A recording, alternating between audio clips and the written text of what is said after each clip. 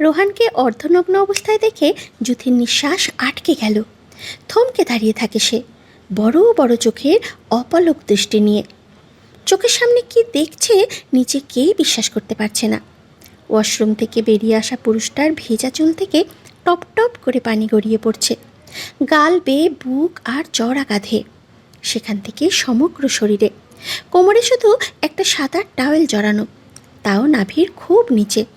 বুকের সুগঠিত পৌরুষদীপ্ত পেশির খাঁজে খাঁজে নেমে যাচ্ছে পানির ধারা। সেই ধারা নাভির গভীর বেয়ে আরও নিচে হারিয়ে যাচ্ছে নিঃশব্দে। যুথির শ্বাস আটকে আসে দৃশ্যটা দেখে। পুরুষটার চোখ দুটো শান্ত, একেবারে শান্ত, কিন্তু অতল সমুদ্রের মতো গভীর যেন। সেই গভীর দৃষ্টি যুথির উপরে স্থির হয়ে আছে।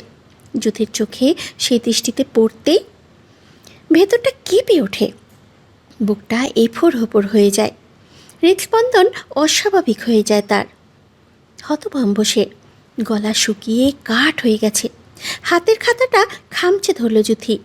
লজ্জা, ভয় আর শরীর কাঁপানো এক অচেনা শিহরণ একসাথে আছড়ে পড়ল তার উপরে। চোখ নামাতে গিয়েও পারল না। রোহানের উন্মুক্ত ভেজা শরীর, পানির ফোঁটা, চওড়া বুক, সব মিলিয়ে কোনো অদৃশ্য রঙিন স্থির শেকলে বেঁধে ফেলেছে তাকে। রোহানের কি হলো? ঠোঁটের কোণে ফিচেল এক হাসির রেখা দেখা যায়, রহস্যময় সেই হাসি।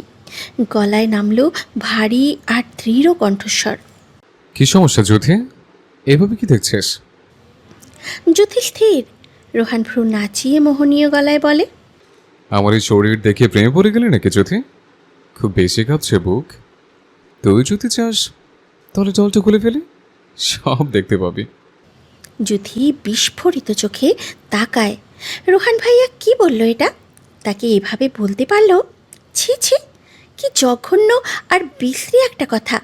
কান ঝাঁঝা করে ওঠে তার, বুকের ভেতরে হাতুড়ি পেটতে লাগলো। ঢোক গিলে কোনো মতে বলল, ভাইয়া, আমি এসেছিলাম একটা অঙ্ক বুঝে নিতে। ভুল হয়ে গেছে, নকরে ঢুকে উঠেছিলাম, সরি। এখন যাই, আমি পরে আসবো। কাপা কাপা গলায় তুতলিয়ে কথাগুলো বলে সে। রোহান তা শুনে ফের ফিচেল হাসলো নীরবে। মাথা নাড়ল সে, মুচকি হেসে বলে, কোথাও যেতে হবে না তোকে, এখানেই বস, আমার এখনই হয়ে যাবে, তারপর তোকে বুঝিয়ে দিচ্ছে। কথা শেষ করেই আলমারি থেকে ট্রাউজার আর গেঞ্জি নিয়ে আবার ওয়াশরুমের দিকে চলে গেল সে। যুথি হাঁপ ছেড়ে বাঁচল এতক্ষণে। বুকের উপরে পাথর চাপা ছিল, সেটা এবারে যেন নামলো। হাতে থাকা খাতা খামচে ধরে নিজেকে সামলায় সে। রোহান তার জ্যাঠাতো ভাই, অর্থাৎ তার প্রিয় বড় মা আর বড় বাবার সন্তান। কিন্তু সম্পর্ক এতেই সীমাবদ্ধ নয়। খুব ছোটবেলায় দাদুর ইচ্ছেতে তাদের বিয়ে হয়েছিল, কবুল পরিয়ে রেখেছিল। সুতরাং পুরুষটা তারও স্বামীও হয়। ছোটবেলায় বর বউ খেলতে যখন মন চাইত যুথির, তখন সে নিজের প্রিয় রোহান ভাইয়ের কাছে গিয়ে আবদার করত তার সাথে খেলার জন্য। প্রথমে গাইগুই করলেও পিচ্ছি আতুরে যুথির টলটলে চোখ দুটোর দিকে তাকিয়ে আর মানা করতে পারত না। বাধ্য ছেলের ন্যায় যুথি যা বলতো তাই করত। সেই খেলায় কত যে সংসার করেছে যুথি তার রোহন ভাইয়ের সাথে। ছোট্ট পিচ্ছি শরীরটাই জড়াতো মায়ের ওড়না, নাম দিত শাড়ি। না পারলে রোহান ভাইয়াকে বলতো যেন ওড়নাটা দিয়ে শাড়ি পরিয়ে দেয় তাকে। রোহান কপাল কুঁচকে বোচা নাকের মেয়েটার দিকে তাকিয়ে পরিয়েও দিত। এরপরে শুরু হতো তাদের সংসার। দুপুর রাতের রান্না, রোহান ভাই ওরফে যুথের পুতুল বর এলে খাবার বেড়ে দেওয়া। এমনকি রাত হয়েছে বলে তার পাশে কতবার খেলার ছলে শুয়ে পড়ে বাচ্চা বাচ্চা শরীরটা নিয়ে। রোহান কখনো সুযোগ পেয়ে বদ কাজ করেনি তখন। নিষ্পাপ পবিত্র মেয়েটাকে খেলায় বিনোদন দেওয়া অবধি সীমাবদ্ধ থাকত। রোহানের হাসি পেত যখন বলতো তাদের এবারে খেলায় খেলায় বাচ্চা হবে। এইভাবেই কত শত খেলা। এরপরে একদিন অসুস্থ দাদু যখন হাসপাতালে মৃত্যুর সাথে লড়ছে, তখন তার ইচ্ছেতে রোহানের সাথে যুথির বিয়ের কথা ওঠে। প্রথমে বাড়ির সবাই ছেলে মেয়ে দুটোকে নিয়ে এমন সিদ্ধান্তে মানা করলেও রোহানের দাদুর শেষ ইচ্ছে হয় আর অমান্য করেনি। সত্যি সত্যিই বিয়ে হয় তাদের। ব্যাস, সেই থেকেই তারা দুজন স্বামী স্ত্রী।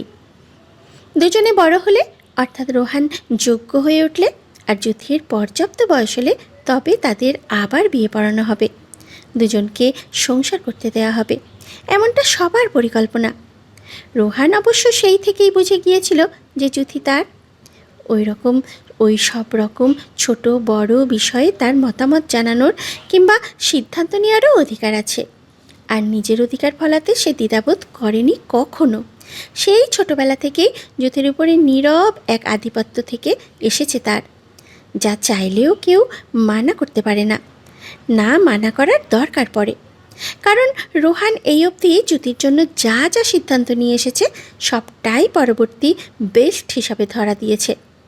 যুথি কোথায় যাবে, কেমন ধরনের পোশাক পরবে, কোন স্কুলে যাবে, কোন কলেজে ভর্তি হবে, কার সাথে মিশবে, সব মানে সব রোহানের ইচ্ছা অনুযায়ী হয়। যুথির সব রকম সমস্যা সবার আগে রোহানের কানে আসে, এটা অঘোষিত নিয়ম। আজও চলে এসেছে তাই অঙ্ক বুঝতে। যুথি এখন খাটের উপরে বসে আছে, বুকের ভেতরটা একটু আগের দৃশ্য কল্পনা করতেই এখনও কাঁপছে অসম্ভবভাবে। নিজের শ্বাসের শব্দ অবধি শুনতে পাচ্ছে সে। হাতের খাতাটা এত শক্ত করে ধরে রেখেছে যে আঙুলের গাঁট সাদা হয়ে উঠেছে। হায় হায়, তার তো বেহায়া মনটা চাইছিল একটুখানি ওই সুঠাম দেহি পুরুষটার শরীরখানা ছুঁয়ে দিতে, একটুখানি ঠোঁট ছুঁয়ে চুমু খেতে, জিভ দিয়ে বুকে কাতুকুতু দিতে। তারই তো বর। পরক্ষণেই নিজেকেই ধমক দিল মনে মনে। কিছু ভাবছিস যুথি? উনি তো রোহান ভাইয়া, আবার বিয়ে হলে তখনই কাছাকাছি যাওয়ার চিন্তা ভাবনা করতে বলেছিল সবাই। ছি ছি, বড়দের কথা মানছিস না। নিজেকেই বকছে সে আপন মনে। কিছুক্ষণ পর দরজা খুলে বের হলো রোহান। এবার গায়ে কালো গেঞ্জি আর ধূসর ট্রাউজার, ভেজা চুলগুলো তোয়ালে দিয়ে মুছতে মুছতে ধীর পায়ে এগিয়ে এলো সে। যুথি চোখ তুলে এক ঝলক তাকিয়েই আবার চোখ নামিয়ে ফেলল, কিন্তু তাতেই তার বুকের ভেতরে কেমন যেন মোচড় দিয়ে উঠল। রেহান সেটা খেয়াল করলো কিনা বোঝা গেল না। সে একদম স্বাভাবিক ভঙ্গিতে এসে টেবিলের পাশে দাঁড়ায়, তারপরে যুথির হাতে থাকা খাতার দিকে তাকিয়ে বলে, কোন অঙ্কটা বুঝতে পারছিস না? তার কণ্ঠস্বর এবার আগের চাইতেও নরম, স্থির। যুথি খাতা এগিয়ে দিতে গিয়ে টের পেল হাত কাঁপছে। রোহান সেটা দেখেই ভ্রু কুঁচকাল। এত কাঁপছিস কেন? না, কিছু না। জ্বর এসছে? বলেই কপালে হাত দিতে এগিয়ে এলো সে। যুথির বুক কেঁপে উঠল, মুহূর্তেই শরীর শক্ত হয়ে গেল তার। রোহানের আঙুলের স্পর্শ খুব স্বাভাবিক ছিল, কিন্তু যুথির কাছে সেটা স্বাভাবিক লাগলো না মোটেও। কপালে ঠান্ডা আঙুল ছোঁয়াতেই তার পুরো শরীরের ভেতরে কেমন অদ্ভুত শিহরণ বয়ে গেল। রোহান কয়েক সেকেন্ড চুপ করে তাকিয়ে রইল তার দিকে, তারপরে ধীরে ধীরে হাত সরিয়ে নিল। জ্বর তো নেই? যুথি কোনো উত্তর দিল না, শুধু মাথা নিচু করে বসে রইল। রোহান এবার চেয়ার টেনে ঠিক তার পাশেই বসল, খুব কাছে, এতটাই কাছে যে যুথি তার শরীরের উষ্ণতা পর্যন্ত টের পাচ্ছে। বুকের ভেতরে আবার ধকপুক শুরু হয়ে গেল। রোহান খাতার পাতায় চোখ রেখে বলল, এই অঙ্কটা নিয়ে এত চিন্তা? এটা তো সহজ। তারপরে কলম হাতে নিয়ে বোঝাতে শুরু করলো। কিন্তু যুথির অঙ্কে মন নেই, একদমই নেই। তার সমস্ত মনোযোগ আটকে আছে পাশের মানুষটার দিকে। রোহানের কণ্ঠস্বর গভীর আর শান্ত। সে যখন অঙ্ক বোঝাচ্ছে তখন খুব মনোযোগী দেখায় তাকে। মাঝে মাঝে ভেজা চুলের ফোঁটা গড়িয়ে গেঞ্জির কলারে মিলিয়ে যাচ্ছে। যুথির চোখ অজান্তেই সেদিকে চলে যাচ্ছে বারবার। হঠাৎ রোহান থেমে গেল। যুথি চমকে তাকালো। রোহান ধীরে ধীরে ভুরু তুলল, ঠোঁটের কোণে আবার সেই রহস্যময় হাসি। অঙ্কে মন আছে নাকি অন্য কোথাও? যুথির কান পর্যন্ত লাল হয়ে উঠল মুহূর্তেই। সে তাড়াতাড়ি চোখ নামিয়ে ফেলল, আর রোহান চুপচাপ তাকিয়ে রইল তার দিকে, সেই গভীর স্থির দৃষ্টি নিয়ে। রোহান যুথি কিছুতেই বুঝতে পারেনি জানে, তাই বিছানায় যুথির খুব পাশে এসে বসে সে। আর আবার অন্য কোনো সমস্যা আছে কিনা জিজ্ঞাসা করতে মুখ খুলতে চায়। এদিকে যুথির গায়ে পুরুষালী শরীরের উত্তাপ ছুঁয়ে গেল মুহূর্তের মধ্যে। রোহান মায়াময় মোহনীয় গলায় জানতে চাইল, আর কোথাও সমস্যা আছে? থাকলে বল। বুঝিয়ে দিচ্ছি। জ্যোতি কথা বলতে পারল না, শুধু কাপা হাতে খাতাটা এগিয়ে দিল। রোহান সেটা দেখে শব্দ করে হেসে উঠল হঠাৎ। এই সামান্য অঙ্কটা পারছিস না তুই? জ্যোতির সব অজানা অনুভূতি ধপাস করে নেমে যায়। অপমান লাগে, বিরক্তি চেপে বলল, এতে হাসার কি আছে? হ্যাঁ, না পারতেই পারি, সবাই কি সব পারে? রোহান থামল না, বরং আরও ঝুঁকে এলো জ্যোতির দিকে। কলমটা নিজের হাতে নিয়ে জ্যোতির আঙুল ছুঁয়ে ধরল। জ্যোতি কেঁপে ওঠে। রোহান ফিসফিস করে বলে, রাগ করিস না পিচ্ছি বউ, তোর রাগটাও আমার শরীরে নেশা ধরায়। মাতাল হয়ে কিছু করে ফেললে তখন আর দোষ দিতে পারবি না। জ্যোতির শ্বাস আটকে আসতে চায়, কিন্তু রোহান সেই সুযোগটা দিল না। তৎক্ষণাৎ চেহারায় গাম্ভীর্য লেপটে অঙ্ক বোঝাতে শুরু করে। দেখ, এখানে আগে এক্স এর মান বের করবে, তারপর এই ফর্মুলাটা বসাবে। বলতে বলতে রোহান খাতার উপরে ঝুঁকল একটু। তার কাঁধ প্রায় ছুঁয়ে গেল জ্যোতির কাঁধ। জ্যোতির পুরো শরীর কেঁপে উঠল অল্প করে। রোহান থামল, খুব ধীর মুখ ঘুরিয়ে তাকালো তার দিকে। আবার কাঁপলে? জ্যোতি কিচ্ছু বলল না, সে শুধু আরও সরে বসার চেষ্টা করলো, কিন্তু খাটের কোনায় বসে থাকায় সরে যাওয়ার জায়গাও নেই। রোহান আর কথা না বলে ফের বোঝাতে শুরু করে। অনেকক্ষণ গভীর গলায় ধীরে ধীরে অঙ্কটা বোঝাতে লাগলো সূত্র দিয়ে। জ্যোতির কানে কোনো সূত্র ঢুকছে না, ঢুকছে শুধু রোহানের নিঃশ্বাস, গায়ের বডি ওয়াশের সুগন্ধ আর আঙুলের স্পর্শ। বাইরে রাত নামছে, আর ঘরের ভেতরে দুটো মানুষের বুকের মাঝে জমে উঠছে অন্য এক অঙ্ক, যার কোনো সমাধান নেই, আছে শুধু অধিকার আর আগুন। অথচ মুখে সেসবের রা নেই, মনে মনেই চলছে সবটা। কিছু সময় চলে গেল। এরপর অঙ্ক বুঝে নিয়ে জ্যোতি বইপত্র গুছায়। উঠে চলে যেতে নিলে রোহান তার হাত চেপে ধরল দৈবাত। জ্যোতি এটারই ভয় পাচ্ছিল এতক্ষণ মনে মনে। পুরুষটা থাকে লুচ্চামি করার ধান্দায়। এমনিতে কত গাম্ভীর্য আর গভীর চেহারা তার, যেন কোনো কিছুই তাকে ছুঁতে পারে না। অথচ জ্যোতি জানে এসবের ভেতরে আছে তাকে ছোঁয়ার ধান্দায় থাকা এক ব্যক্তিত্ব, যা জ্যোতি ছাড়া আর কেউ জানে না। তাই তো শুরু থেকে পুরুষটার এত কঠোর, আর গাম্ভীর্য ল্যাপটানো চেহারা দেখেও এই ভয়টা পাচ্ছিল। না জানি রাতে নিজের রুমে একা পেয়ে কী করে বসে, তাই হাত ধরতেই হার্টবিট বেড়ে গেল তার। ভয়ে ভয়ে তাকায়। রোহান বাঁকা হাসি দিয়ে বলল, এত তারা কিসের পিচ্ছি বউ, একটু বস, আমি দেখি। জ্যোতি লজ্জা পেয়ে আমতামতা করে বলল, হাত ছাড়ুন, আমার রুমে যাব। রোহান তার কোনো কথা শুনল না। হঠাৎ কোনো কথাবার্তা ছাড়া তাকে ধাক্কা দিয়ে বিছানায় ফেলে দিল। জ্যোতি কোনো প্রতিক্রিয়া দেখাবে তার আগে তার নরম সরম শরীরের উপরে ঝাঁপিয়ে পড়ল। জ্যোতি ভারী পুরুষটার গায়ে হাত রাখে, কাপা গলায় বলল, কি করছেন এসব? ছাড়ুন প্লিজ, যেতে দিন আমায়। রোহান রহস্যময় হাসি দিয়ে বলল, তোকে দেখে বুক কাঁপছে শোনা, হট হয়ে গেছে একেবারে। অনেক আদর করতে ইচ্ছে করছে, ট্রাস্ট মি। এমন করিস কেন? একটুখানি আদর করলে কি হবে? গলার ভাঁজে মুখ ডুবিয়ে ফিসফিস করে সে। জ্যোতির তো মরো অবস্থা। এই তো আসল রূপে ফিরে এসেছে। সে রোহানকে ধাক্কা দিয়ে সরিয়ে দিল তৎক্ষণাৎ। বিছানা ছেড়ে দৌড়ে দরজার কাছে গিয়ে মুখ ভেঙচে দেয়। সে এতক্ষণ কত নাটকই না করলো, যেন তার যে সাধু পুরুষ আর নেই। মুখ ভেঙে কথাটা বলে চলে যেতে গিয়েই বুঝল দরজা বন্ধ।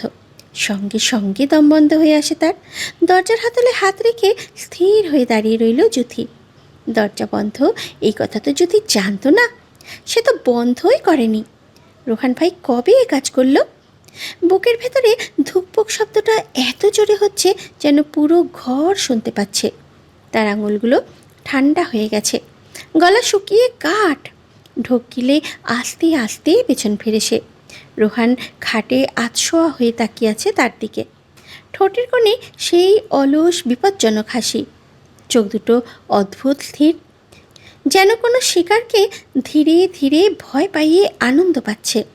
জ্যোতি ঢোক গিলে বলল, দরজা কেন বন্ধ? রোহান একটুও না নড়ে শান্ত গলায় বলল, কারণ তুই পালিয়ে যাচ্ছিলে। আমি পালাচ্ছিলাম না, আমি আমার রুমে যাচ্ছিলাম। একই কথা। জুথি বিরক্ত হয়ে কপাল কুঁচকালো। ভয়টা এখনও আছে, কিন্তু তার মাঝেও রাগ কাজ করছে। এই লোকটার একটা স্বভাব আছে, সব সময় এমন ভাব করে যেন পৃথিবীর সব কিছুর উপরে ওর অধিকার আছে, বিশেষ করে জুথির উপর। রোহান এবার ধীরে ধীরে উঠে বসল, চোখ সরালো না একবারও, নিচু গলায় বলল, এদিকে আয়। জুথি সঙ্গে সঙ্গে মাথা নাড়ল। না, না, কেন? আপনি অসভ্যতা করেন। কথাটা শুনে রোহান হেসে ফেলল, গভীর নিচু হাসি। আমি? হ্যাঁ, আপনি সবসময় লুচ্চামো মাথায় ঘুরে আপনার। রোহান খাট থেকে নামলো এবার, ধীর পায়ে হাঁটতে হাঁটতে এগোতে লাগলো তার দিকে। জুথির বুক কেঁপে উঠল, সে দরজার সাথে আরও লেগে দাঁড়ালো। রোহান খুব কাছে এসে থামল, এতটাই কাছে যে জুথি তার বুকের উষ্ণতা টের পাচ্ছে। তাহলে পালিস না কেন? দরজা খুলুন। আগে বল, এত ভয় পাচ্ছিস কেন? জুথি চোখ তুলে তাকালো। আপনাকে ভয় পাই না। তাহলে? জুথি উত্তর দিতে পারল না। রোহান একটু ঝুঁকে এলো, তার কণ্ঠস্বর আরও নিচু হয়ে গেল এবার। তোর চোখ অন্য কথা বলে, বুঝছি বউ। জুথির গাল লাল হয়ে উঠল মুহূর্তেই। সে পাশ কাটিয়ে সরে যেতে চাইল, কিন্তু রোহান দুই হাত দরজার দুই পাশে রেখে তাকে আটকে দিল। জুথির নিঃশ্বাস বন্ধ হয়ে আসতে লাগলো। সরে দাঁড়ান। দাঁড়ালাম না, যদি? আমি চিৎকার করব। রোহান ভ্রু তুলল। কর। লোকটার এত শান্ত উত্তর শুনে জুথি আরও নার্ভাস হয়ে গেল, কারণ সে জানে রোহান কখনো এমন কিছু করবে না যাতে সে সত্যিই ক্ষতিগ্রস্ত হয়। কিন্তু তবুও এই লোকটার এই দখলদারি স্বভাব তাকে অস্থির করে তোলে। রোহান কিছুক্ষণ চুপচাপ তাকিয়ে রইল তার দিকে, তারপরে হঠাৎ খুব আস্তে করে বলল, জানিস, ছোটবেলায় তুই নিচে থেকে এসে আমার গায়ে উঠে বসতিস। জুথি চোখ বড় বড় করল। ওটা ছোটবেলা ছিল, আর এখন? এখন আমি বড় হয়েছি। আমিও হয়েছে, দুজনেই বড়। এখন যদি উঠে বসিস কি হবে জানিস? কথাটা বলেই রোহান একটু হাসল। সেই হাসিটা জ্যোতির বুকের ভেতরে কেমন অদ্ভুত শিশির অনুভূতি ছড়িয়ে দিল। বাইরে হালকা বৃষ্টি শুরু হয়েছে আবার। জানালার কাপে টুপটাপ বৃষ্টি পড়েছে। ঘরের আলোটা নরম, আর সেই নরম আলোয় রোহানের চোখ দুটো আরও গভীর লাগছে। জুথি এবার সত্যি সত্যি অস্বস্তিতে পড়ে গেল, কারণ সে বুঝতে পারছে লোকটা ইচ্ছে করেই তাকে নার্ভাস করছে। রেহান ধীরে ধীরে হাত বাড়িয়ে তার কানের পাশে পড়ে থাকা চুল সরিয়ে দিল। জুথির পুরো শরীর কেঁপে উঠল। আপনি না। কে? রোহান কিছুক্ষণ চুপ করে রইল, তারপরে নিচু গলায় বলল, কারণ তুই আমার দুর্বলতা।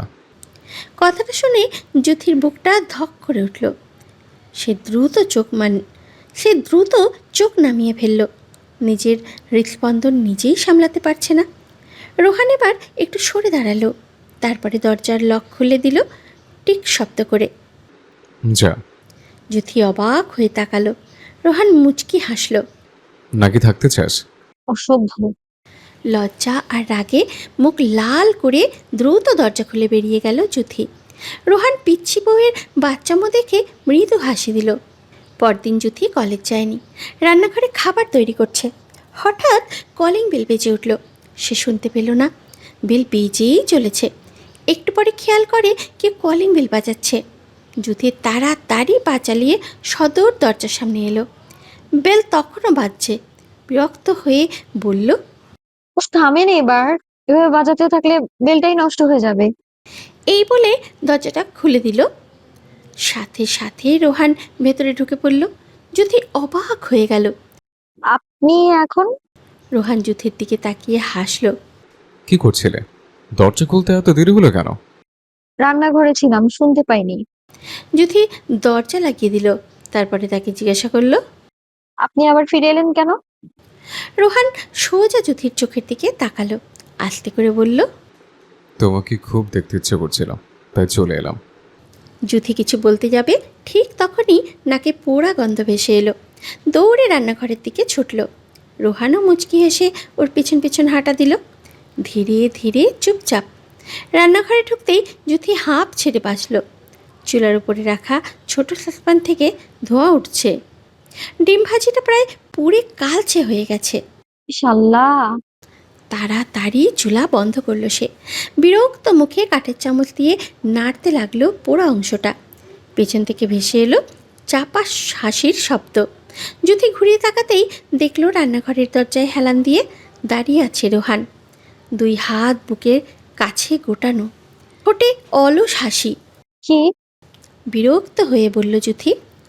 রোহান মাথা নেড়ে বলল, তুই রান্না করছিস নাকি যুদ্ধ করছিস বুঝলাম না।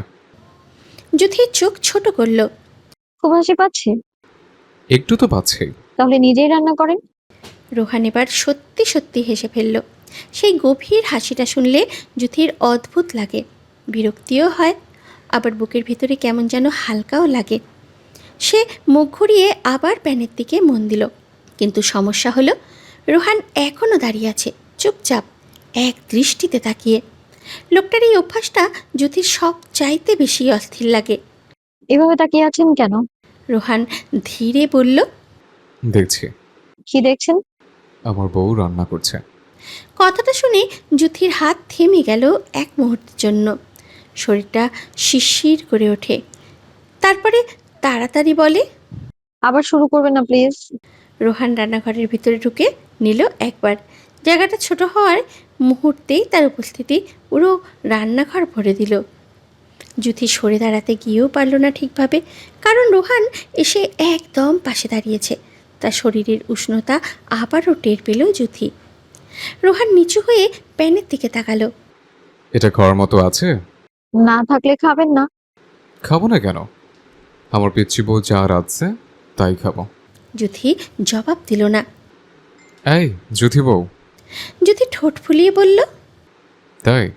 ফিচেল গলা তার। জ্যোতির কেমন কেমন লাগছে। পুরুষটা তাকে বউ বলে ডাকলে বুকটা কেঁপে ওঠে। সে কোনো রকম কিছু একটা বলে রোহানকে এখান থেকে ভাগাতে চাইল। রোহান ভাইয়া, আপনি খুবই বিরক্তিকর। রোহান ভ্রু তুলল।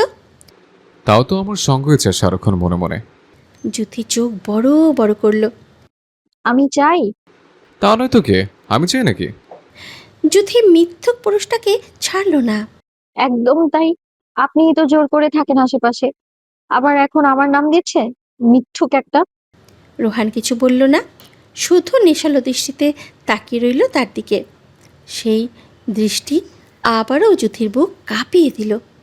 হঠাৎ সে হাত বাড়িয়ে জ্যোতির গালের পাশে লেগে থাকা আটার ছোট দাগটা আঙুল দিয়ে মুছে দিল। জ্যোতি থমকে যায়, শ্বাস আটকে আসে। কি? ফিসফিস করে বলল সে। রোহান খুব স্বাভাবিক গলায় বলল, ময়দা লেগেছিল।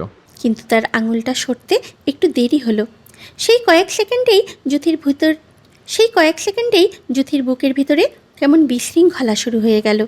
সে তাড়াতাড়ি মুখ ফিরিয়ে নিল। আপনি অফিসে গেলেন না? গিয়েছিলাম।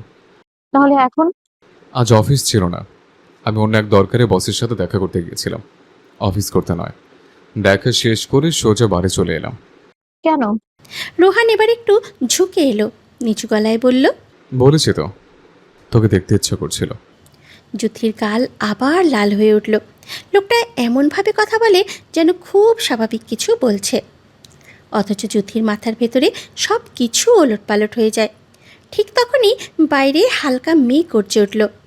জানালা দিয়ে বাতাস ঢুকে জ্যোতির কপালের চুল উড়িয়ে দিল। রোহান কিছুক্ষণ চুপচাপ তাকিয়ে রইল তার দিকে, তারপরে খুব আস্তে বলল, আজ তুই কলেজ যাসনি কেন? জ্যোতি চোখ নামিয়ে বলল, এমনি। মিথ্যে। সত্যি? আচ্ছা, বিশ্বাস করব। আমার গালে একটা চুমু খা, তবে বিশ্বাস করব। নয়তো ধরে নেব রোহানের নামে মনে রঙিন হওয়া লেগেছে বলেই কলেজ যাওয়া হয়নি। জ্যোতি চোখ বড় বড় করে তাকায়, কিছুক্ষণ তাকিয়ে রয়, পরপর রোহানের গালে চুমু খেয়ে দৌড়ে পালিয়ে যায় সেখান থেকে। রোহান গালে হাত দিয়ে রাখে, চুলা বন্ধ করে চলে যায় মুচকি হাসি ঠোঁটের কোণে নিয়ে। রাত বেশ নেমে এসেছে। ঘড়ির কাঁটা 10টা ছুঁই ছুঁই। পুরো বাড়িটা ডিনারের গন্ধে ভরে আছে। ডাইনিং স্পেসের ঝাড়বাতির নরম হলুদ আলোয় পরিবেশটা কেমন উষ্ণ আর পারিবারিক লাগছে। রান্নাঘর থেকে ভেসে আসছে গরম ভাত আর মাংসর ঝোলের গন্ধ। সবাই একসাথে ডাইনিং টেবিলে বসেছে। জ্যোতির মা একে একে সবার প্লেটে ভাত তুলে দিচ্ছেন। মাঝে মধ্যে বকাও দিচ্ছেন। এই রোহান, সালাডটা নে। ভাইজান, আর একটু ঝোল দিব? জুথি, শুধু ভাত নাড়াচাড়া করছিস কেন? ঠিক মতো খা। জ্যোতি চুপচাপ মাথা নিচু করে খাচ্ছিল। আজ সারাদিন তার মন কেমন অস্থির। রান্নাঘরের সেই মুহূর্তগুলো বারবার মাথায় ঘুরছে। নতুন নতুন প্রেমানুভূতি বুঝতে না পেরে মিই আছে। তাই স্বাভাবিক থাকার চেষ্টা করলেও ভেতরে ভেতরে কেমন যেন নার্ভাস লাগছে। তার ঠিক সামনেই বসে আছে রোহান। লোকটা আজ অস্বাভাবিক রকমের শান্ত, চুপচাপ খাচ্ছে, কিন্তু মাঝে মধ্যে সেই গভীর চোখ তুলে তাকাচ্ছে জুথির দিকে। আর সেই দৃষ্টিটুকুই জুথির বুক ধড়ফড় করানোর জন্য যথেষ্ট। হঠাৎ জুথির বাবা খাবার খেতে খেতে বললেন, কিরে জুথি, পড়াশোনা কেমন চলছে? জুথি চমকে তাকালো, তারপর নিজেকে সামলে বলল, ভালোই। ভালোই মানে? মানে ঠিকঠাক পড়ছি। তার বাবা হেসে বললেন, মুখ দেখলে তো মনে হচ্ছে না ঠিকঠাক কিছু হচ্ছে। ডাইনিং টেবিলে হালকা হাসির রোল উঠল। জুথি ঠোঁট ফুলিয়ে ভাত নাড়তে লাগলো। আমার না বাসায় থাকতে থাকতে দম বন্ধ লাগে। কলেজ থেকে এসে আবার একই রুটিন, ভালো লাগে না। তার বাবা ভ্রু কুঁচকে তাকালেন। ওহ, তাই নাকি? তাহলে আসল কথা বল। জুথি ইতস্তত করলো একটু। মানে একটু কোথাও ঘুরতে যেতে ইচ্ছে করছে। রোহানের মা সঙ্গে সঙ্গে মুচকি হাসলেন। আহা, মেয়েটা বোর হচ্ছে। জুথির বাবা পানির গ্লাস নামিয়ে বললেন, আচ্ছা, কোথায় যেতে চাস?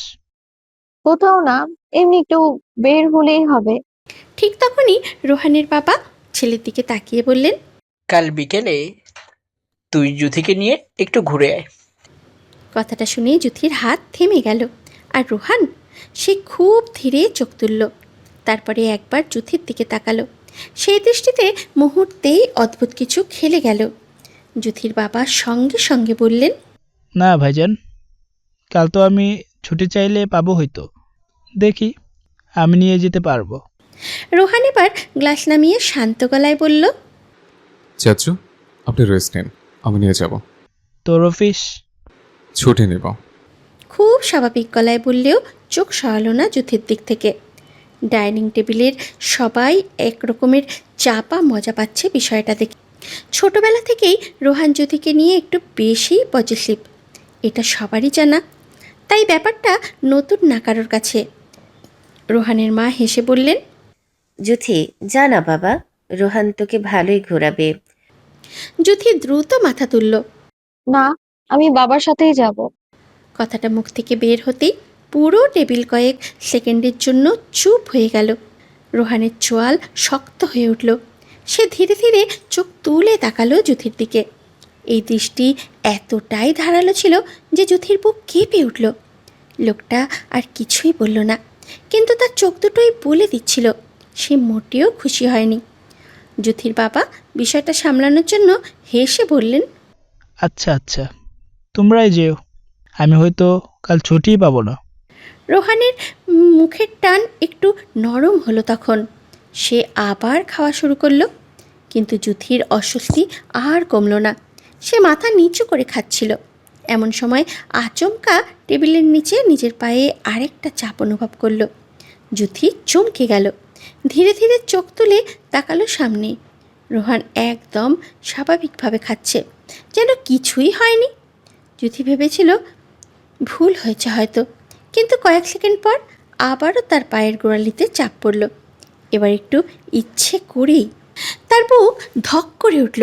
সে দ্রুত পা সরিয়ে নিল। রোহান ঠোঁটের কোণে খুব ক্ষীণ একটা হাসি টানল, মাথা নিচু করেই খেতে লাগলো। জুথির গাল গরম হয়ে উঠল মুহূর্তেই।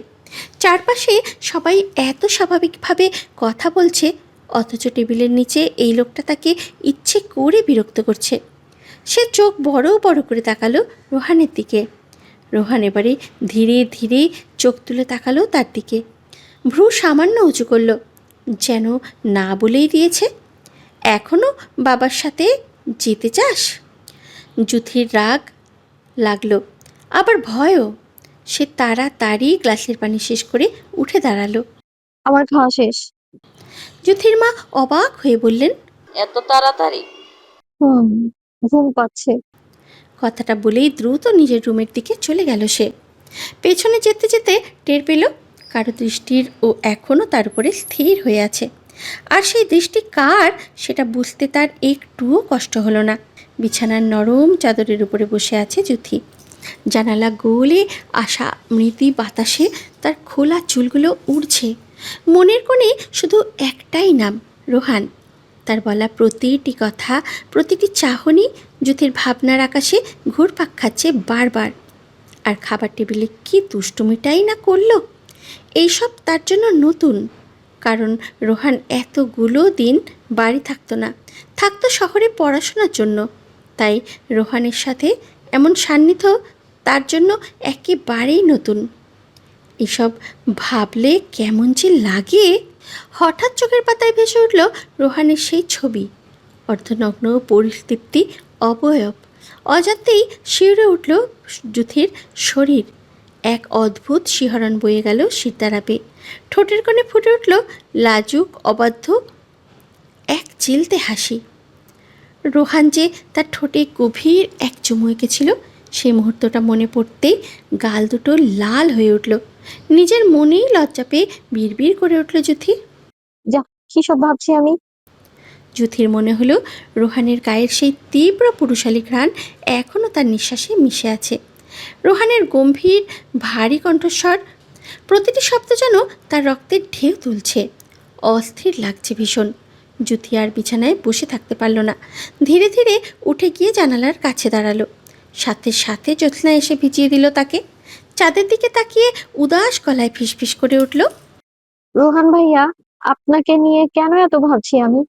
আপনাকে চোখের সামনে দেখলেই বুকের ভেতর এমন মাতাল মাতাল কেন লাগে? আগে তো এমন হতো না। আগে তো আপনার ছায়া দেখলেও এতটা অস্থির লাগতো আমার। হঠাৎ পিছন থেকে কাঁধে একটা শক্ত হাতের স্পর্শ। জুথি থমকে উঠল। ভয়ে চিৎকার করে উঠতে যাবে ঠিক তখনই রোহান তার অন্য হাত চেপে ধরল জুথির মুখ। কানের কাছে মুখ এনে ফিসফিস করে বলল, চুপ, একদম চুপ। চিৎকার করছিস কেন? আমি তোর বর। একে একে কি কথা বলছিলে? দম বন্ধ হয়ে আসছিল জুথির। রোহানের পুরুষালী হাতের চাপে নিঃশ্বাস নিতে পারছে না। কোনো মতে হাতটা সরিয়ে হাঁপাতে হাঁপাতে বলল, উফ বাবা, আর একটু হলেই তো দম আটকে মরে যেতাম। এভাবে কেউ মুখ চেপে ধরে? রোহানের ঠোঁটে খেলে গেল চেনা সেই বাঁকা হাসি। চোখে দুষ্টুমির ঝিলিক তুলে বলল, মুখ চেপে ধরবো না তো কি চেপে ধরবো? তুই বল, কে চেপে ধরতে হবে? কে চেপে ধরলে তুই খুশি হবি, সুখ পাবি? আমি তাই চেপে ধরবো। কথাটা শুনেই লজ্জায় রাঙা হয়ে গেল জুথি। ঠোঁট কামড়ে ধরে কোনো মতে জিজ্ঞাসা করল, আপনি আপনি এত রাতে আমার রুমে কেন এসেছেন? রোহানের চোখে গভীর নেশা, ঠোঁটে দুষ্টু হাসি। গলার স্বর নামিয়ে ফিসফিস করে বলল, তোকে নিজের করে নিতে এসেছে। আজ তোকে নিজের করে নেব। এবার আর আমাকে আটকাতে পারবি না। আজ রাতে তোর এই সেক্সি হট শরীর আমার সাথে মিশে যাবে। জুথির বুকের ভেতরটা ধরফর করে উঠল। লজ্জায় উত্তেজনায় সারা শরীরে শিরশির করে বয়ে গেল অচেনা শিহরণ। কাঁপা ঠোঁটে সে বলল, কিভাবে আমাকে আপনার করে নেবেন? রোহান এক দৃষ্টে তাকিয়ে রইল জুথির দিকে। তার দৃষ্টিতে আগুন, ঠোঁটে রহস্য। ফিসফিস করে বলল, দেখতে চাস কিভাবে তোকে নিজের করে নেই? জুথি একবার তাকালো রোহানের পুরুষালী দেহের দিকে। লজ্জা আর নিষিদ্ধ আকাঙ্ক্ষায় ঠোঁট কামড়ে ধরে ফিসফিস করে বলল, হ্যাঁ, দেখতে চাই। রোহানের চোখে জ্বলে উঠল শিকারীর আগুন। ঠোঁটে খেলে গেল বাঁকা হাসি। গলার স্বর নামিয়ে প্রায় গর্জনের মতো আওড়ালো, সইতে পারবি তো? কথাটা শেষ হতেই বিদ্যুতের মতো ঝটকা। এক টানে জুথির হাত ধরে নিজের দিকে টেনে নিল রেহান। এক পা ঘুরিয়েই তাকে আছড়ে ফেলল নিজের বুকের খাঁচায়। লোহার মতো শক্ত বাহুতে পিষে ধরল তাকে, যেন পালাবার সব পথ বন্ধ। জুথির হৃৎপিণ্ডটা পাগলের মতো লাফাচ্ছে। মনে হচ্ছে এই বুঝি পাঁজর ভেঙে বেরিয়ে আসবে। রোহান ঝুঁকে এলো। তার দৃষ্টি ক্ষুধার্ত বাঘের মতো আটকে আছে জুথির গোলাপি ঠোঁটে। জুথির ঠোঁট থরথর করে কাঁপছে। গাল দুটো কাঠগোলাপের মতো পাপড়ির মতো টকটকে লাল। রক্ত জমে আছে সেখানে। রোহান ধীরে ধীরে নিজের মুখ নামিয়ে আনছে, যে তার গরম এলোমেলো নিঃশ্বাসের ঝাপটা আছড়ে পড়ছে যুথির সারা মুখে। রোহানের বাহুর শেকলে বন্দি সে, শুধু চোখ দুটো বন্ধ করে অপেক্ষা করছে সর্বনাশের। ঠিক যখন তাদের ঠোঁট ছুঁই ছুঁই, এক চুল ফাঁক। রোহান থেমে গেল, ছেড়ে দিল যুথিকে। হঠাৎ মুক্তি পেয়ে যুথি যেন হাঁপ ছেড়ে বাঁচল। বুক ভরে ঘন ঘন শ্বাস টানছে, যেন এতক্ষণ পানির নিচে ডুবেছিল। রেহান তার দিকে তাকিয়ে ঠোঁট বাঁকিয়ে হাসল, সেই হাসিতে আদর আর শিকারের নেশা। ফিসফিস করে বলল, এত তাড়াতাড়ি না যুথি।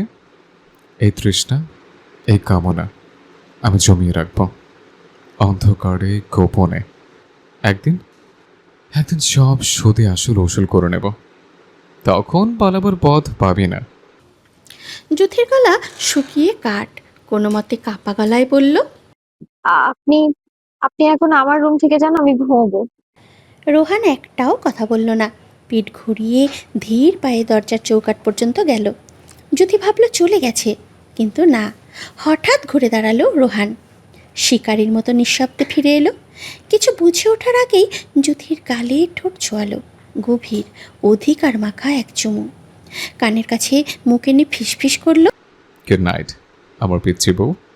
রেডি থেকো, তোমার সাথে এমন রোমান্স করব পাগল হয়ে যাবে। সব সময় আমার সাথে রোমান্স করতে চাইবে। এই বলে চলে গেল। যুথি পাথরের মতো দাঁড়িয়ে রইল, বুকের ভেতরটা তোলপাড়। রোহানের এই হিংস্র আদরে সে হতভম্ব, ভীত, আবার অদ্ভুত এক নিষিদ্ধ সুখে কাঁপছে। ভালো লাগছে ভীষণ, অন্যরকম ভালো লাগছে। কাঁপা হাতে দরজায় খিল দিল, জানলার পর্দা টেনে দিল, যেন বাইরের চাঁদটাও তার এই গোপন উন্মাদনা দেখে না ফেলে। তারপরে ধীরে ধীরে বিছানায় গা এলিয়ে দিল, এরপরে ঘুমিয়ে পড়ল। সকালের আলো জানলা দিয়ে ঘরে ঢুকতেই যুথির ঘুম ভেঙে গেল। চোখ খুলেই সে কয়েক সেকেন্ড চুপচাপ শুয়ে রইল। মাথার ভেতরে যেন গত রাতের সব দৃশ্য আবার ভেসে উঠছে। ডাইনিং টেবিল, রোহানের দৃষ্টি, আর সেই অদ্ভুত চাপা অস্বস্তি। সে ধীরে ধীরে উঠে বসল, বুকের উপরে হাত রাখল। আমি এত নার্ভাস ছিলাম কেন? নিজের কাছেই নিজে প্রশ্ন করল সে, কিন্তু উত্তর পেল না। রুমের ভেতরটা এখন অনেক শান্ত, রাতে সেই ভারী অনুভূতিটা নেই। তবুও যুথির ভেতরটা অস্থিরই রয়ে গেছে। হঠাৎ দরজায় টোকা পড়ল, যুথি উঠেছিস? মায়ের গলা। যুথি দ্রুত নিজেকে সামলে নিল। হ্যাঁ মা। দরজা খুলতেই মা একটু ভ্রু কুঁচকে তাকালেন। তোর মুখ এমন লাগছে কেন? ঠিক আছিস তো? যুথি তাড়াতাড়ি মাথা নাড়ল। হ্যাঁ ঠিক আছি, একটু ঘুম কম হয়েছে। মা আর কিচ্ছু বললেন না, শুধু সন্দেহ ভরা চোখে তাকিয়ে চলে গেলেন। নিচে নামতেই যুথি দেখল রোহান সোফায় বসে আছে, হাতে চায়ের কাপ। খুব স্বাভাবিক, শান্ত মুখ, যেন গত রাতের কিছুই হয়নি। যুথি তাকে দেখেই চমকে গেল। রোহান চোখ তুলল, এক মুহূর্ত তাকিয়ে আবার চায়ের দিকে মন দিল। ঘুম হলো? খুব স্বাভাবিক গলায় প্রশ্ন। যুথি উত্তর দিল না, পাশ কাটিয়ে রান্নাঘরের দিকে চলে যেতে নিল। পিছন থেকে আবার রোহানের গলা শোনা গেল। রাতে অনেক দৌড়াদৌড়ি করছিস মনে হয়। যুথির পা থেমে গেল, সে ধীরে ধীরে ঘুরে তাকালো। মানে? রোহান এবার চায়ের কাপ নামিয়ে রাখল, চোখ সরাসরি তার দিকে। কিছু না। এই কিছু না শব্দটাই যুথির মাথায় অদ্ভুতভাবে ঘুরতে লাগলো। সারা দিন যুথি চেষ্টা করলো স্বাভাবিক থাকতে, কিন্তু সমস্যা হলো রোহান আজ অস্বাভাবিকভাবে চুপচাপ। না আগের মতো খোঁচা, না সেই দুষ্টুমি, শুধু মাঝে মাঝে তাকাচ্ছে। আর প্রতিবারই যুথির অস্থিরতা বেড়ে যাচ্ছে। বিকেলের দিকে যুথি রান্নাঘরে পানি নিতে গেলে রোহান হঠাৎ দরজার পাশে এসে দাঁড়ালো। যুথি চমকে গেল। আপনি এখানে কেন? রোহান একটু থেমে বলল। তোর সাথে কথা আছে। যুথি গ্লাস নামিয়ে রাখলো। কি কথা? রোহান কয়েক সেকেন্ড চুপ করে রইল, তারপরে ধীরে বলল, কাল রাতে যেটা হয়েছে সেটা নিয়ে তুই অস্বস্তিতে আছিস বুঝতে পারছি। যুথি চোখ নামিয়ে ফেলল। আমি কোনো অস্বস্তিতে নেই। রোহান হালকা শ্বাস ছাড়ল। মিথ্যা বলিস না যুথি। এইবার যুথি একটু রেগে গেল। আপনি সব সময় ধরে নেন আমি মিথ্যে বলি কেন? রোহান এবার আর কিছু বলল না, শুধু তাকিয়ে রইল। তার দৃষ্টি এবার আর চাপ দেওয়া নয়, বরং একটু নরম, একটু থেমে যাওয়া। ঠিক আছে, সে ধীরে বলল। আমি আর জোর করবো না কিছুতে। এই কথাটা শুনে জ্যোতির বুকের ভেতরে অদ্ভুত একটা শূন্যতা তৈরি হলো, যেন সে রাগার বদলে আরও বেশি অস্থির হয়ে গেল। রোহান পাশ কাটিয়ে চলে যেতে নিল, ঠিক তখনই থেমে গেল, পিছন ফিরে খুব আস্তে বলল। কিন্তু একটা জিনিস বুঝে রাখ জ্যোতি, কি? রোহানের চোখ এবার একটু গভীর হলো। আমি দূরে সরে গেলেও তুই অভ্যস্ত হতে পারবি না আমাকে ছাড়া। এই বলে সে চলে গেল। জ্যোতি কয়েক সেকেন্ড একই জায়গায় দাঁড়িয়ে রইল, হাতে ধরা পানির গ্লাসটা আস্তে আস্তে নামিয়ে রাখল সে। বুকের ভেতরটা এখনও অদ্ভুতভাবে ভারী, কিন্তু এবার সেটা অস্বস্তির না, কিছুটা নরম, কিছুটা থেমে যাওয়া অনুভূতি। সে নিজের মনেই বিরক্ত হয়ে মাথা নাড়ল। এই লোকটা সবকিছু এমন করে বলে কেন? কিন্তু সত্যিটা হলো রোহানের কথাগুলো তাকে রাগানোর চেয়ে বেশি ভাবাচ্ছে। কদিন কেটে যায়, নানান মান অভিমান হয়, আবার ভেঙে যায়, এইভাবেই চলছে সবটা।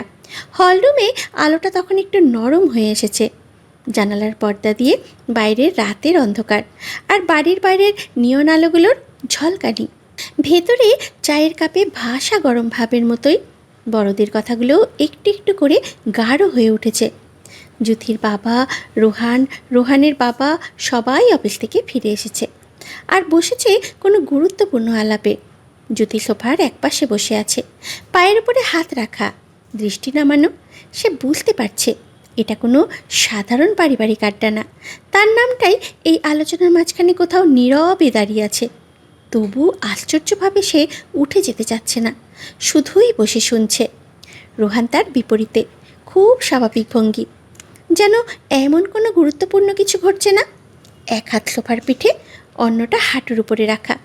মাঝে মাঝে তার চোখ জ্যোতির দিকে যায়, এক মুহূর্ত থামে, আবার সরেও যায়, কিন্তু সেই দেখায় অস্বস্তি নেই।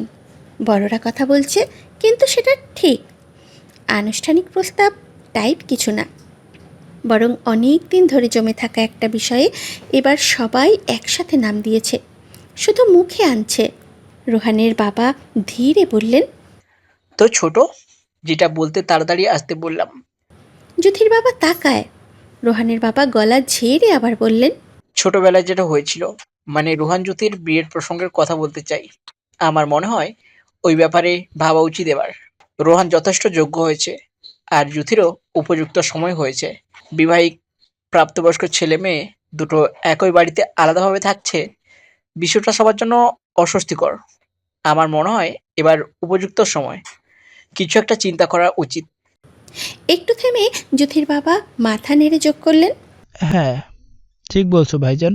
আমারও মনে হয় এবার কিছু একটা ভাবা উচিত। এভাবে বিবাহযোগ্য, এমনকি বিবাহিত ছেলে মেয়ে দুটোকে রেখে দেওয়া ঠিক নয়। আয়োজন করে ওদের বিয়েটা বাবার কথা মতো তবে আবার পড়িয়ে দিই, কি বলো? রোহানের মা হালকা হাসলেন, চোখে এক ধরনের শান্ত স্বস্তি। আমিও তাই ভাবছি। ওদের বড় হতে হতে দেখেছি সম্পর্কটা আর আগের জায়গায় নেই। আমরাও বেঁচে থাকতে, সুস্থ থাকতে ছেলে মেয়ে দুটোর গতি করে দিয়ে যাই। হয়তো নাতি নাতনির চেহারা দেখার সৌভাগ্য হয়ে গেল এতে। জ্যোতির মা একটু নিচু গলায় বললেন। আমার এটাই ঠিক মনে হয়। এই কথাটা যেন ঘরের ভেতরের বাতাসটা একটু বদলে দিল। জ্যোতির বুকের ভেতরে অজান্তেই একটা ছোট্ট টান লাগলো।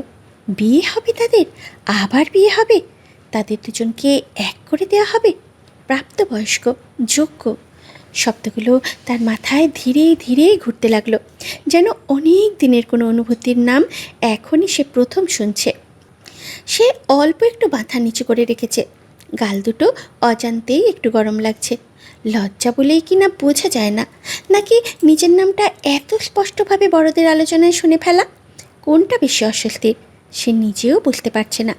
রোহান এখনও বসে আছে, কিন্তু তার ভঙ্গি বদলেছে।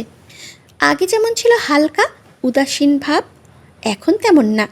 এখন সে খুব পরিষ্কারভাবে এখানে আছে, তার চোখে কোনো দোলাচল নেই, কোনো অবাক হওয়া নেই, শুধু একটা শান্ত নিশ্চিন্ততা। যেন এই কথাগুলো তার কাছে নতুন কিছু না, বরং অনেক দিন ধরেই জানা কোনো সত্যি এখন শুধু বলা হচ্ছে। জ্যোতি একবার অল্প করে তার দিকে তাকালো, রোহানও তাকালো। এইবার চোখাচোখি দীর্ঘ হলো না, কিন্তু সেই এক মুহূর্তেই জ্যোতি বুঝে ফেলল রোহানের ভিতরে কোনো দ্বিধা নেই, যেন সে কিছু হারানোর ভয় পাচ্ছে না, বরং কিছু একটা অবশেষে ঠিক জায়গায় আসছে এই অনুভূতি নিয়েই বসে আছে। ঘরের কথা চলতে থাকলো, কিন্তু জ্যোতি আর শব্দগুলো পুরো শুনতে পাচ্ছে না, শুধু ভাঙা ভাঙা অংশ। সময় হয়েছে, ওরা মানিয়ে নেবে, এখন আর দেরি না করাই ভালো। আর তার মাঝখানে নিজের নামটা যেন বারবার ফিরে আসছে। জ্যোতির আঙুলগুলো একটু নড়ল, সে বুঝতে পারল অদ্ভুতভাবে তার বুকের ভেতরটা ধুকপুক করছে না, বরং ভারী হয়ে আসছে। লজ্জা, অজানা এক সংকোচ আর একটা চাপা অনুভূতি একসাথে মিশে গেছে। এই পুরো আলোচনার ভেতরে আসলে কোনো জোড়াজড়ি ছিল না, ছিল শুধু একটা সম্পর্ক যেটা এতদিন নাম না পেয়ে ঘুরে বেড়াচ্ছিল, আজ ধীরে ধীরে নিজের নামটা খুঁজে পাচ্ছে। রাত, ঘরটা একদম শান্ত। জ্যোতি বিছানার এক কোণে বসেছিল, জানালার বাইরে তাকিয়ে। আজকের কথা বারবার মাথায় ঘুরছে, লজ্জা, ভয় আর অদ্ভুত এক উত্তেজনা। ঠিক তখনই দরজায় নরম টোকা পড়ল। একটা মুহূর্ত থেমে জ্যোতি বলল, কে? পৌরুষদীপ্ত গলায় উত্তর এলো, আমি রোহান। জ্যোতির বুকটা একটু কেঁপে উঠল। এত রাতে রুমে কেন? আর সে ফেস করবে কিভাবে? লজ্জা লাগছে যে খুব। তাদের নাকি আবার বিয়ে হবে, যাতে একসাথে থাকতে পারে আর বড় মা নাতি নাতনি পেতে পারে। হায়, এত লজ্জা জ্যোতি কোথায় রাখবে? সে না চাইতেও কাঁপা কাঁপা পায়ে ধীরে উঠে দরজা খুলল। রোহান সাথে সাথে রুমে ঢুকে দরজা বন্ধ করে দেয়।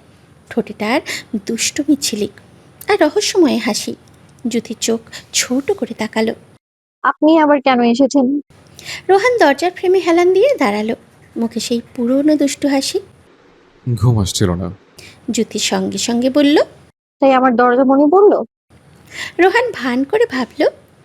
না, তোর মুখ মনে পড়ল। জ্যোতি এক সেকেন্ড চুপ, তারপরে রাগ করে বলল, বেশি কথা বলবেন না। রোহান ভ্রু তুলে তাকালো। আচ্ছা, না বলি। একটা বিরতি, তারপরে হঠাৎ বলল, কিন্তু তুই এত লাল হয়েছিস কেন? জ্যোতি থমকে গেল। আমি লাল না। রোহান এক পা ভেতরে ঢুকলো। আহা, আয়নায় দেখ। জ্যোতি বালিশ ছুঁড়ে মারতে গিয়েও থেমে গেল। আপনি বেরোন। রোহান হেসে ফেলল। আচ্ছা আচ্ছা, যাচ্ছে। সে সত্যিই ঘুরে যেতে নিল, কিন্তু দরজার কাছে গিয়ে আবার থেমে গেল। পেছনে না তাকিয়েই বলল, শোন। জ্যোতি বিরক্ত গলায় বলল, কি? রোহান খুব স্বাভাবিকভাবে বলল, কাল যদি কেউ জিজ্ঞেস করে আমি কেন তোর রুমে এতবার ঢুকি। জ্যোতি সঙ্গে সঙ্গে উঠে দাঁড়ালো। আমি কিছুই বলবো না। রোহান এবার ঘুরে তাকালো, চোখে হাসি। আমি তো বলতাম তুই ডাকিস। জ্যোতি হতভম্ব। আমি আপনাকে ডাকবো? রোহান কাঁধ ছাকালো। প্রমাণ নাই তো। জ্যোতি এবার সত্যিই রেগে গেল। আপনি লুচ্চা। রোহান সঙ্গে সঙ্গে হাত তুলে বলল, আরে না না, আমি শুধু বাস্তববাদী। জ্যোতি চোখ ছোট করে তাকালো। চলে যান এখন। রোহান দরজার বাইরে দাঁড়িয়ে হেসে বলল, গুড নাইট রাগি বউ। জ্যোতি সঙ্গে সঙ্গে বালিশ তুলে আবার মারতে গেল, কে বউ?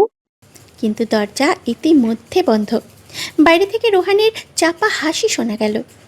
জ্যোতি বিছানায় বসে রইল, শ্বাস একটু দ্রুত, তারপরে হঠাৎ নিজেই হেসে ফেলল। এই মানুষটা সিরিয়াস কখন হয়?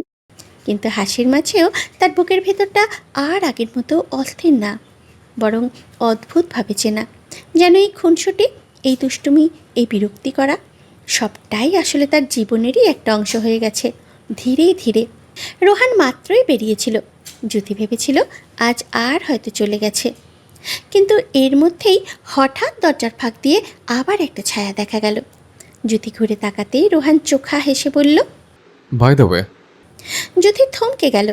রোহান দরজার ফাঁক দিয়ে ভেতরে তাকিয়ে একদম ফিচেল গলায় বলল, আমাদের বিয়ের কথা তো বড়রা বলছিল না, শুনেছিস তো? জ্যোতির বুকটা এক সেকেন্ডে থেমে গেল। রোহান একটু থেমে তারপরে হালকা দুষ্টু হাসি দিল, কিন্তু সেটা আগের মতো চাপা না, বরং খুব নরম, নিজের মতো। খুব তাড়াতাড়ি তোকে নিজের করে নিতে যাচ্ছি আমি। যুথি কিছু বলতে গেল, কিন্তু রোহান তাকে সুযোগ দিল না। রেডি থাকিস। সে আস্তে আস্তে বলল, তারপরে একটু নিচু গলায় প্রায় ফিসফিস করে যোগ করল, আমাকে পুরোপুরি নিজের করে নিতে হবে তোকে। একটা ছোট বিরতি। তারপরে রোহান চোখে চোখ রেখে বলল, আমি 1 ইঞ্চি দূরেও রাখবো না কিন্তু তোকে, সবভাবে কাছে টানবো, পুরোপুরি কাছে টানবো, তোকে নিতে হবে। এই কথাটা শুনে যুথির শ্বাস একটু আটকে এলো। রোহান হালকা হেসে দরজাটা একটু ঠেলে বলল, আমার ভেতরের রোমান্টিক সাইডটার জন্য রেডি থাকিস। এই বলে সে দরজাটা বন্ধ না করেই একটু পিছিয়ে গেল। যুথি দাঁড়িয়ে রইল। এবার তার লজ্জাটা ভয় না, বরং বুকের ভেতরে একটা উষ্ণ অস্থিরতা আর একটা নরম অপেক্ষা। আর দরজা ওপাশে রোহানের পায়ের শব্দ ধীরে ধীরে মিলিয়ে গেল। সকালটা ছিল একদম সাধারণ।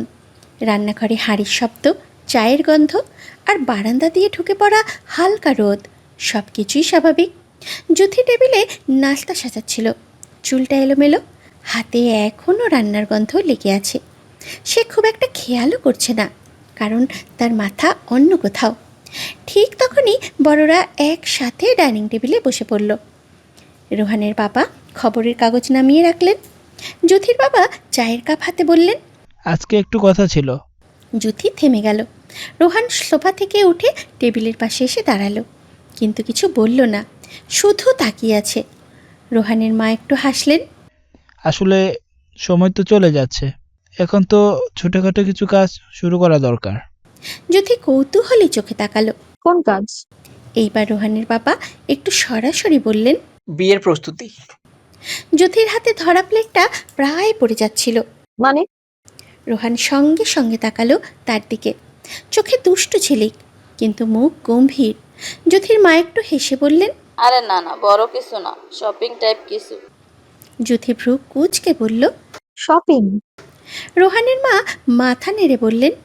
হ্যাঁ, শাড়ি গয়না একটু ঘুরে দেখা। যুথি এবার পুরোপুরি থেমে গেল। আমি কেন? ঘরে হালকা হাসির ঢেউ উঠল। রোহান তখন খুব শান্ত গলায় বলল, কারণ তুই তো। যুথি সঙ্গে সঙ্গে তাকালো। মানে? রোহান কাঁধ ঝাঁকালো। মানে পছন্দ তো তোরই লাগবে। যুথি এবার রেগে না গিয়ে শুধু অবাক হয়ে তাকালো। এটা এমন ভাবে বলছো যেন আমি কিছুই বুঝি না। রোহান হালকা হেসে ফেলল। তুই বুঝিস, শুধু স্বীকার করিস না। যুথি ঠোঁট কামড়ে ফেলল। যুথির বাবা বললেন, ঠিক আছে, কাল বিকেলে ওরা বের হবে, শপিংটা শুরু করা দরকার। রোহান সঙ্গে সঙ্গে বলল। আমি নিয়ে যাব। যুথি একসাথে বলে উঠল, না। সবাই থেমে গেল। রোহান ভ্রু তুলে তাকালো। যুথি একটু কাশলো। মানে আমি বাবার সাথে যেতে পারি? রোহান খুব ধীরে বলল। তোর বাবা অফিসে থাকবে। যুথি চুপ। রোহানের মা মৃদু হেসে বললেন, যাও তোরা একসাথে, সমস্যা কি? যুথি এবার একদম চুপ। রোহান খুব শান্তভাবে তার দিকে তাকালো। ভয় পাচ্ছিস নাকি?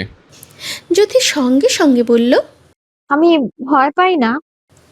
রোহান ছোট করে হেসে ফেলল। তাহলে ঠিক আছে। বিকেলের পর যুথি রুমে দাঁড়িয়ে আয়নার সামনে। শপিংয়ের কথা শুনেই অদ্ভুত একটা অস্থিরতা কাজ করছে তার মধ্যে। হঠাৎ দরজায় টোকা।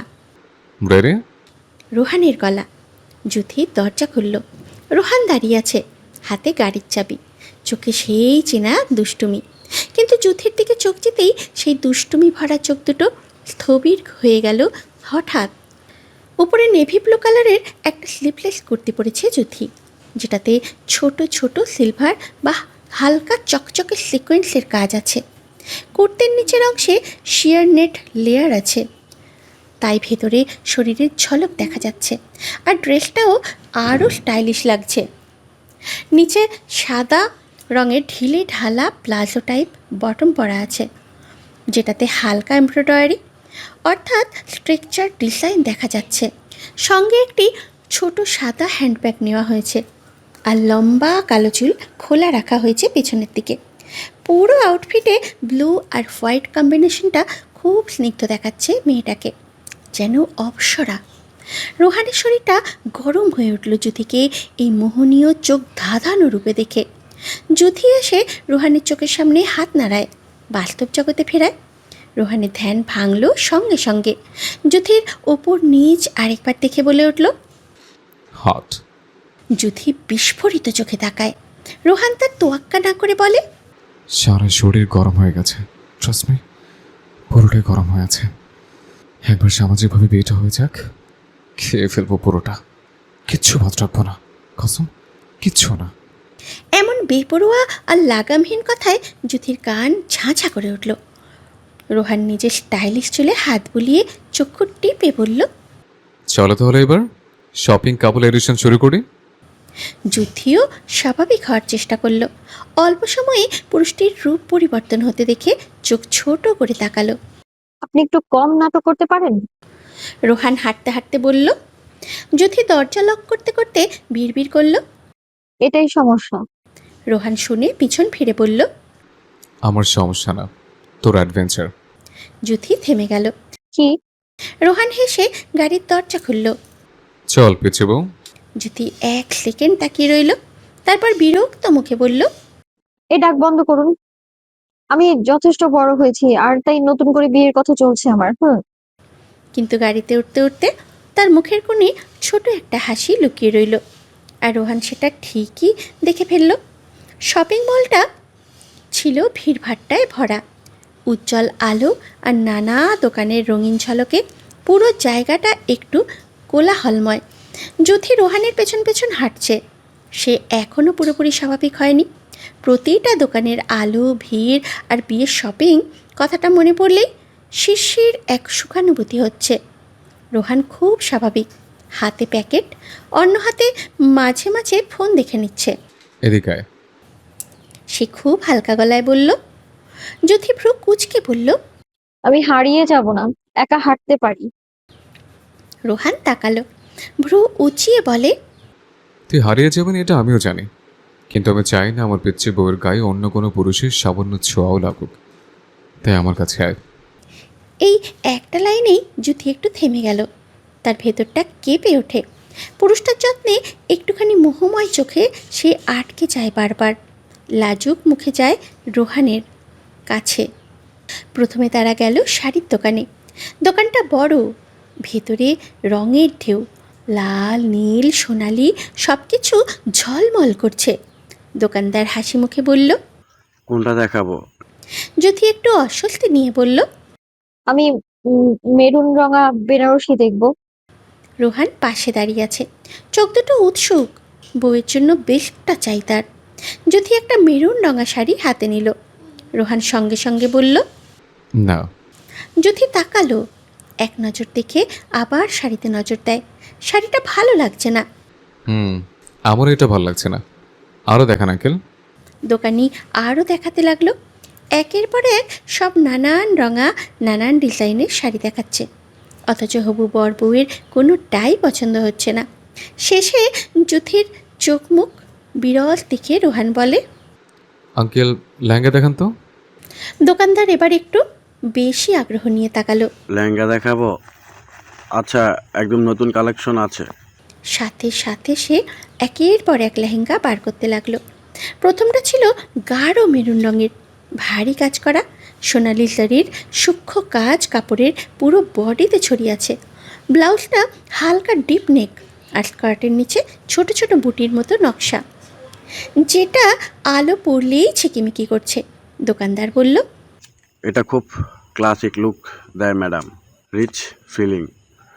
যুথি একটু তাকালো কিন্তু কিছু বলল না। রোহানও শুধু 1 সেকেন্ড দেখল, তারপরে মাথা নাড়ল না।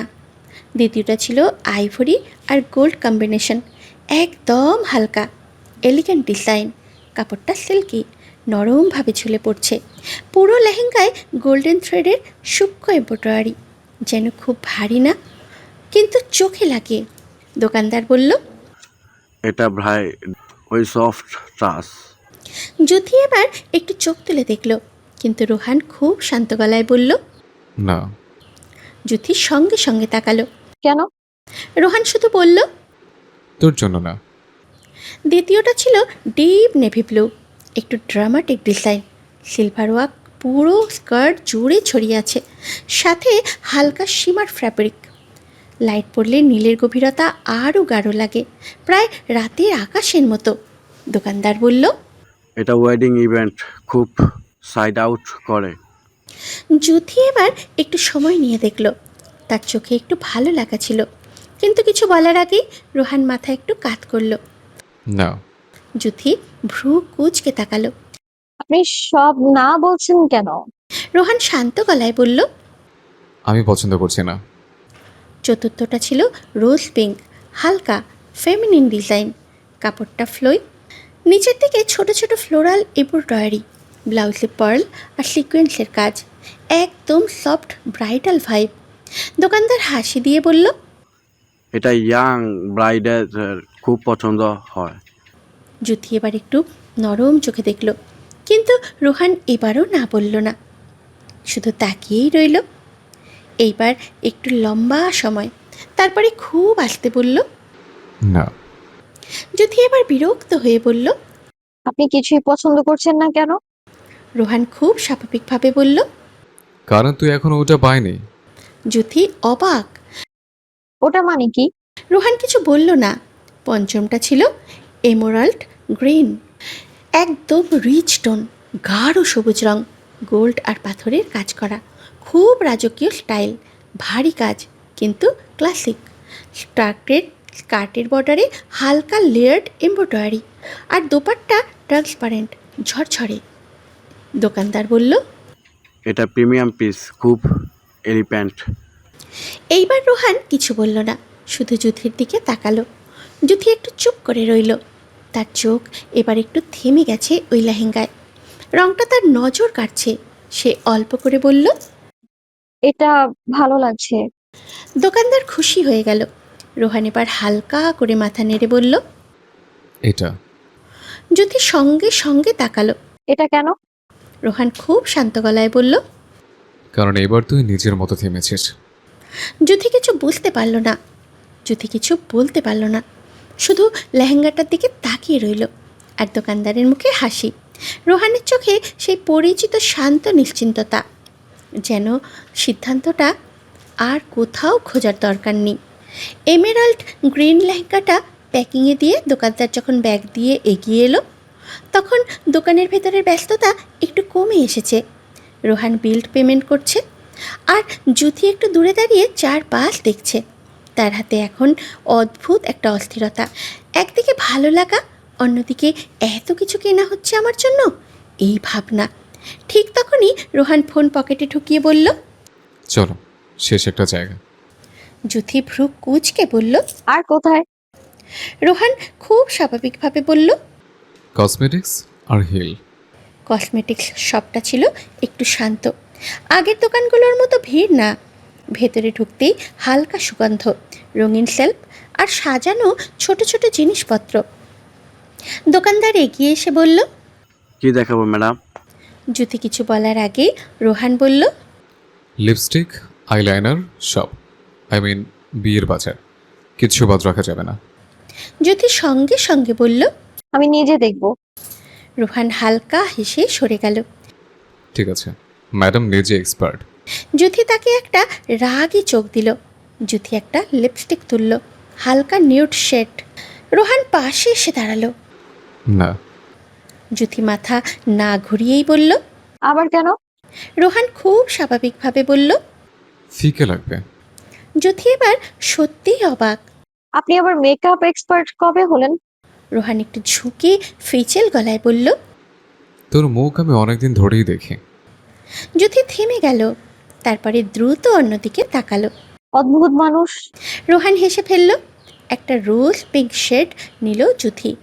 রোহান এবার কিছুই বলল না, শুধু একটু সময় নিয়ে তাকিয়ে রইল। তারপরে খুব আস্তে বলল, এটা রাখ। যুথি তো অবাক। এখন আপনি হ্যাঁ বলছেন? রোহান কাঁধ ঝাঁকালো। কারণ এটা তোর মতো লাগছে। যুথি আর কিছুই বলল না, শুধু লিপস্টিকটা ব্যাগে দিল। এরপরে হিলের দোকান, সাদা আলো, সারি সারি ঝকঝকে জুতা। যুথি ঢুকতেই একটু থমকে গেল। এত হিল? রোহান হালকা করে বলল। আজকে শুরু। যুথি ভ্রু তুলল। মানে? রোহান খুব শান্তভাবে বলল। মানে এখন থেকে অভ্যাস হবে। জুথি বিরক্ত হয়ে বলল। আপনি আবার লাইফস্টাইল কোচ? রোহান হেসে ফেলল। না, শুধু দেখছে। জুথি একটা হালকা সাদা হেল তুলল। রোহান তাকালো। ট্রাই কর। জুথি তাকায়। এখানেই? রোহান মাথা নাড়ল। জুথি একটু বিরক্ত মুখে বসে জুতো পরল। দাঁড়াতেই একটু টলমল করল। রোহান সঙ্গে সঙ্গে হাত বাড়ালো। জুথি চমকে গেল। আমি পড়ে যেতাম না? রোহান হাত সরালো না। জানি, তারপরে খুব স্বাভাবিকভাবে বলল। তাই ধরেছিলাম। জুথি কিছু বলল না, শুধু দ্রুত সোজা হয়ে দাঁড়ালো। শেষে ব্যাগ হতে বের হলে বাইরে সন্ধ্যা নেমে এসেছে। হালকা বাতাস, রাস্তায় গাড়ির আলো আর শহরের ব্যস্ততা। জুথি হাঁটছে ধীরে রোহানের পাশে। কিছুক্ষণ পরে জুথি বলল। আপনি আজকে খুব বেশি। রোহান তাকালো। কি? জুথি থেমে গিয়ে বলল। সবকিছু ঠিক করে দিচ্ছেন। রোহান হালকা হেসে বলল। কারণ তুই একটু গন্ডগোল করিস। জুথি চোখ ছোট করে তাকালো। আমি গন্ডগোল? রোহান খুব শান্তভাবে বলল। হ্যাঁ, কিন্তু আমার পছন্দের গন্ডগোল। জুথি থেমে গেল, তারপরে মুখ ঘুরিয়ে বলল। আপনি কি বলেন নিজেও জানেন না আপনি। রোহান হেসে বলল। জানি।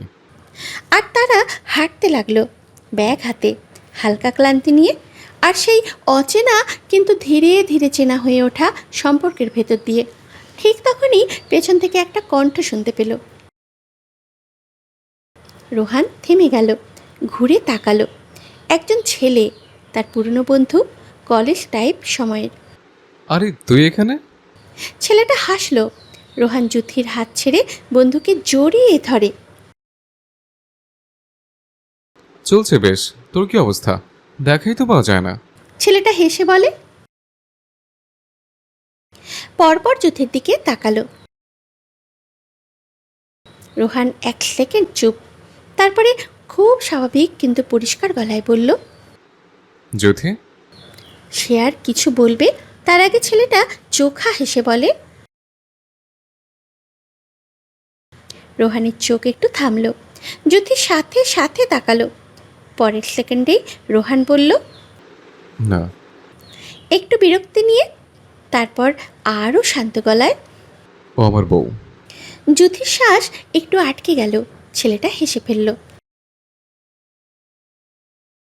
রাত হওয়ায় আর সঙ্গে জুথি থাকায় চাইলেও বেশিক্ষণ আলাপ করতে পারল না দুই বন্ধু। টুকটাক কিছু আলাপ সেরে বিদায় জানায় একে অপরকে। রোহান জুথিকে নিয়ে হাঁটা দিল। এবার জুথি নিচু গলায় বলল। আপনি এটা এমন ভাবে কেন বললেন? রোহান তাকালো। কেমন ভাবে? জুথি একটু রেগে বলল। এভাবে সরাসরি, কিছুদিন পর তো আমাদের বিয়ে, বলতে পারতেন যে সামনে বিয়ে, বাজারে এসেছি। এখন পরের বিয়েটার খবর শুনলে ভাববে আজ মিথ্যে বলেছেন। রোহান হালকা হেসে বলল। সত্যি বলেছি, ওরাও জানবে, সবাই জানবে। আর কে কি ভাবলো তা দিয়ে আমাদের কি? আমরা তো জানি আমরা স্বামী স্ত্রী। জুথি কিছু বলতে গেল কিন্তু পারল না। পুরুষটার সাথে কথাই পারা যায় না। দিনগুলো কেটে গেল। আত্মীয় স্বজন, পাড়া প্রতিবেশী সবাইকে রোহান আর জুথির বিয়ের জন্য নিমন্ত্রণ জানানো হয়েছে। বেশ ঘটা করে বিয়ে হচ্ছে। জুথি আর রোহানের মামা মামি, খালারা তাদের ছেলে মেয়েদের নিয়ে চলে এসেছে তাদের বাড়িতে। রোহান জুথির ফুপিরাও এসে গেছে। কাজিনরা সব এতগুলো দিন পর একসাথে হয়ে যেন আলাদা মহল তৈরি হয়েছে বাড়িতে। তার উপরে আজই তো অনুষ্ঠান, গায়ে হলুদের অনুষ্ঠান। আজ সকালটা শুরু হয়েছে একদম সাধারণ ভোরের মতোই, কিন্তু বাড়িতে পা দিলেই বোঝা যাচ্ছিল আজ সাধারণ কোনো শব্দই এখানে আর কাজ করছে না। উঠোন জুড়ে হলুদ কাপড় টাঙানো, লাল সোনালি ফুলের মালা, আর মাটির ঘ্রাণের সাথে মিশে থাকা রান্নার গন্ধ। কোথাও ঢাকের মৃদু শব্দ, আবার কোথাও মেয়েদের একসাথে হেসে ওঠা। সব মিলিয়ে একটা জীবন্ত কোলাহল। জ্যোতি তখন রুমের আয়নার সামনে দাঁড়িয়ে, গায়ে হলুদ রঙা শাড়ি, যেটা তার গায়ের সঙ্গে মিশে একটা সোনালি আলো ছড়িয়ে দিচ্ছে। শাড়িটা সাধারণত হালকা শিফন জর্জেট, কিনারায় আছে সূক্ষ্ম কাজ, কপালে ছোট একটা হলুদ টিপ, আর গালে লাজুক হাসির সাথে মিলিয়ে থাকে হালকা হলুদের আভা। চুলে হালকা খোপা করা, সেখানে জুঁই ফুল গুজে দেওয়া হয়েছে। কি বৌসুলভ দেখাচ্ছে জ্যোতিকে। গলায়, হাতে, কানে ফুল দিয়ে বানানো হালকা গয়না, হাতে মেহেন্দির রং। সকালেই তার সব কাজিনরা নানান হইহল্লা আর ছোটোখাটো অনুষ্ঠান করে মেহেন্দি পরিয়ে দিয়েছে তাকে। মুখে মেকআপ করিয়ে মাত্রই ছেড়েছে তাকে। আয়নায় নিজেকে দেখেই চমৎকার একটা লাজুক হাসি দিল সে। বাচ্চা সুলভ গলায় বলে, এটা আমি নাকি অন্য কেউ? কথাটা বলে নিজের মুখ লুকিয়ে নেয় হাতের ভাঁজে। পেছন থেকে কাজিনরা দরজা ঠেলে ঢুকলো। এই যে রাজকন্যা তৌরি। জ্যোতি মুখ বাঁকিয়ে বলল, রাজকন্যা না, রানী বল। রানী, চৌধুরী বাড়ির রাজকন্যা থেকে রানী হচ্ছি এবার। অবশ্য দুটোই বলতে পারিস, আপাতত মাইন্ড করছি না। জ্যোতির মশকরায় সবাই হেসে উঠল। একজন এসে তার হাত টেনে ধরল। চল এবার নিচে নামতে হবে। জ্যোতি বিরক্ত ভান করলেও আটকায়নি। যখন সিঁড়ি দিয়ে নামছিল, নিচে এক মুহূর্তের জন্য হইচই একটু কমে গেল। সব চোখ যেন তারই দিকে, অনুষ্ঠানের মধ্যমণির দিকে। জ্যোতির ভেতরে অদ্ভুত একটা অনুভূতির ঢেউ খেয়ে যায়। সবাই তাকে এই মুহূর্তে রোহানের বউ রূপে দেখছে। ভাবতেই লাজুক একটা হাওয়া চারপাশ দিয়ে বয়ে গেছে মনে হলো তার। কেউ শীষ দিল, কেউ বলল, আরে সেই রোহান ভাই জিতে গেছে। জ্যোতি থেমে গেল না, কিন্তু ভেতরে ভেতরে লজ্জাটা দ্বিগুণ হারে বেড়ে গেছে টের পেল। তাকে নিয়ে বউয়ের আসনে বসানো হয়। অমনি ফিসফিস গলার এক পুরুষ কণ্ঠ পেল। ও, পিচি বউ এসেছে। রোহানের কণ্ঠ। জ্যোতি মাথা তুলে তাকালো। রোহান ঠিক তার এক পাশেই বসে, নিজের তথা বরের আসনে বসে। সাদা পাঞ্জাবি, হালকা হলুদের কাজ, হাত ভাঁজ করা, চুল সুন্দর করে জেল সেট করা, মুখে ট্রিম করা দাড়ি, হাতে ঘড়ি আর পায়ে লোফার টাইপ জুতা, কিন্তু রঙে আউটফিটের সাথে ম্যাচ করা। জ্যোতির বরকে যে কি স্মার্ট লাগছে, হায়! মনে মনে পুলকিত হলো সে। কিন্তু রোহানের চোখে সেই পরিচিত দুষ্টু হাসি। জ্যোতি সঙ্গে সঙ্গে চোখ নামিয়ে নিল। পিচি বউ কি দেখছে? বরকে মন ভরে দেখছে কি? তার বরকে কি সুন্দর লাগছে। জ্যোতি লজ্জা পেল, তবে পিচ্ছি ডাক শুনে নাক ফুলিয়ে বলে, এখন আবার এই ডাক কেন? রোহান হইচইয়ের মধ্যে হওয়া মাথাটা একটু এগিয়ে আনলো। আজকে তো এটা অফিসিয়াল নাম বোঝান। জ্যোতি লজ্জা পাবে সেই সময়টুকুও পেল না। পাশের সব কাজিনরা তাদের কথা শুনে নিয়েছে। বউজান ডাকটা শুনে সবাই একযোগে শব্দ করে উঠল, সেটি বাজাতে লাগলো। জ্যোতি এবার বউ বউ ফিল পেল। লজ্জায় কারো দিকে চোখ তুলে তাকালো না। অথচ সব নিজেদের মানুষ বলে তার মধ্যে একটু আগেও তেমন হালকা ফিলিংস ছিল না। এবার খাপে খাপ লাগলো যেন সব। একটু সময় পর শুরু হয়ে গেল আসল কাণ্ড। কাজিনরা একযোগে হলুদ হাতে এগিয়ে এসেছে বর বউয়ের কাছে। এখন শুরু। হাতে হলুদ নিয়ে সবাই একে একে এগিয়ে আসছে। জ্যোতি চিৎকার করে বলল, না না, আমার সাজ চলে যাবে। কেউ কিন্তু শুনছে না। বিয়ে করবে, হলুদ দেবে না, তা কি করে হয়? হৈ হৈ করে উঠল সবাই। হলুদ এক গাল, তারপরে আরেক গাল, সবাই মজা করছে। জ্যোতি চোখ ছোট ছোট করে বলল, আমি তোমাদের সবাইকে মনে রাখবো। সবাই আরও হেসে উঠল। ঠিক তখন রোহান এগিয়ে আসে, হাতে ছোট্ট হলুদ। জ্যোতি তাকালো। আপনিও? রোহান চোখ উঁচিয়ে বলল। আমি কেন বাঁচাবো? জ্যোতি ভ্রু কুঁচকে বলল। লাগাবেন না বলছি। রোহান একটু ঝুঁকে বলল, দেখি। আর খুব আলতো করে জ্যোতির গায়ে হলুদ লাগিয়ে দিল। কিন্তু সেটা শুধু হলুদ ছিল না, এক রাস প্রেমময় স্পর্শ ছিল যেন। জ্যোতি চোখ বন্ধ করে নিয়েছিল আবেশে, কিন্তু পুরোপুরি অনুভব করতে পারল কই এই দৃশ্য যে সবার মাঝেই ঘটছে। আর অমনি বর বউয়ের প্রেম দেখে হই হল্লা দ্বিগুণ হলো।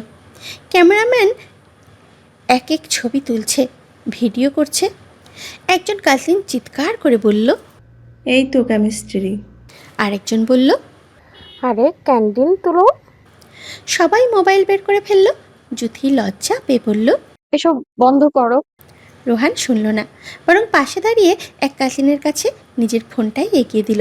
খুব আস্তে বলল, দে, এটাতে ছবি তোল। তা দেখে জ্যোতি চোখ ছোট করে তাকালো। আপনি দেখি খুব স্বাভাবিক। চাচাতো বোনকে বিয়ে করছেন, লজ্জা লাগছে না আপনার? রোহান ঠোঁট বাঁকিয়ে হাসে, সিল্কি চুলে হাত বুলিয়ে বলল। তুই তো জানিস আমার লজ্জার ফাংশন একটু কম চলে। জুথি হাতের কনুই মারে। অনেক সময় পর হলুদের ভিড়ের মাঝেও এক সময় হইচই কমল, একটু ফাঁকা জায়গা তৈরি হলো। জুথির ক্লান্ত লাগছে, সবাই তার পাশ থেকে সরে গেছে নিজেদের ছবি তোলার উদ্দেশ্যে। রোহান পাশেই, সুযোগ পেয়ে গলা ছাড়ে। তারপরে রোহান খুব আস্তে বলল। আজকে দেখে অপসরে লাগছে জ্যোতি, একদম বউ বউ। আমার মাথা ঘুরে যাচ্ছে তোকে দেখে। আর এক রাত শুধু, অথচ আমার মনে হচ্ছে আরও এক যুগ। কি করা যায় বলতো? জুথি তাকালোটা। চুপ করুন, অধৈর্য পুরুষ একটা। সমাধান দে, তবে চুপ করবো। জুথি একটু থামে, নরম গলায় হঠাৎ বলে। আর একদিনই তো। রোহান হেসে ফেলল এবার। জুথি লজ্জা পায়, মুখ লুকায়। হলুদ রাত শেষ হলো। সকালের দিকে বিয়েবাড়ির সব অতিথি উঠে যায়। গৃহস্থরা ঘুমায়নি ঠিকঠাক। সূর্য তখন একটু নরম হয়ে এসেছে। উঠোনে এখন ক্লান্তি আর হাসির মিশ্রণ। কেউ ছবি দেখছে, কেউ খাবার খাচ্ছে, কেউ আবার গল্প করছে। জুথি একটা চেয়ারে বসে আছে, গালে কাল রাতের হলুদের ছোঁয়ায় অন্যরকম দীপ্তি। রোহান পাশে এসে দাঁড়ালো। জুথি তাকালো। খাওয়া কি শেষ? হ্যাঁ, এই তো মাত্র শেষ হলো। তাহলে বসে আছিস কেন? যা রুমে যা, ঘুম দে আবার। বিয়ে তো রাতে, ওরা আনন্দ করুক, তুই গিয়ে ঘুমা। চেহারা কেমন নেতিয়ে গেছে। ওহো, কি যত্ন দেখছিস। হাই হাই জুথি রে, কি ভাগ্য তোর। এবার আমাদের কপালেও যেন এমন কেয়ারিং কেউ জুটে, এই আশায় বসে থাকা। সবাই শব্দ করে উঠল ঠাট্টায়। নানান কথা বলল তাদের লজ্জা দিয়ে। জুথিও লজ্জা পায়।